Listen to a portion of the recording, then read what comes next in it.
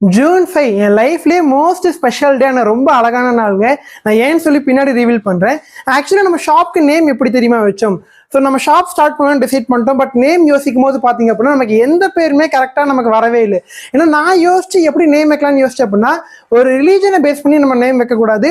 And நம்ம நேமோ family name இந்த மாதிரிலாம் எதுவும் வைக்காம காமனாக ஒரு பேர் வைக்கணும். அண்ட் நம்ம பண்ண போகிறது சாரி பிஸ்னஸ். ஸோ அப்படின்னா ஒரு பெண்களை அடிப்படையாக வச்சுக்கிட்டு ஸோ அவங்க அந்த வார்த்தையை சொன்னாலே அவங்க மனசுக்கு நல்ல ஒரு ஃபீலிங் தரணும் அப்படின்னு தான் நான் யோசிச்சு ஒரு நேம் யோசிச்சுட்டே இருந்தேன்.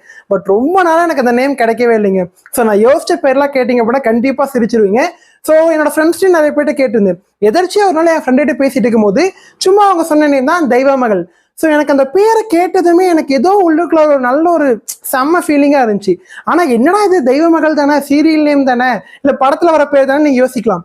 நான் இத்தனைக்கும் அந்த முன்னாடி தெய்வ திருமகள் படம்லாம் அந்த டைமில் கூட பார்த்தேன். ஆனால் அப்போலாம் கூட எனக்கு அந்த பேர் வைக்கணும் வர தோணவே இல்லை. பட் திடீர்னு எனக்கு அந்த பேர் கேட்டதும் பார்த்தீங்க அப்படின்னா ரொம்ப ரொம்ப சூப்பராக இருந்துச்சு. ஏன்னா நம்ம ஒரு விஷயத்துக்கு யோசிக்கும் போது நமக்கு டக்குன்னு அது கிடைக்கவே கிடைக்காது. அது காமன் நேம் தான், ஆனால் அது என் மைண்டில் ஸ்ட்ரைக் ஆகவே இல்லை பாருங்களேன். ஸோ அன்னைக்கு அவங்க தெய்வ மகள்னு சொன்னதும் ஸோ அதுக்கப்புறம் நான் யோசிச்சு ஸோ இந்த ஜூன் 5 இதே நாளில் தாங்க நம்ம ஷாப்க்கு நேம் நியூமராலஜி படி பார்த்து கரெக்டாக தெய்வ மகள் ஸ்ரீ தெய்வமல் டெக்ஸ்டைல்ஸ் வச்சோம். ஸோ அதனால தான் இந்த நாள் வந்து என் லைஃப்லேயே ரொம்ப மறக்க முடியாத நாள் and most special day. So எல்லாமே மிராக்கிள்ஸ் மாதிரி தாங்க, டக்கு டக்குன்னு எல்லாமே நடந்து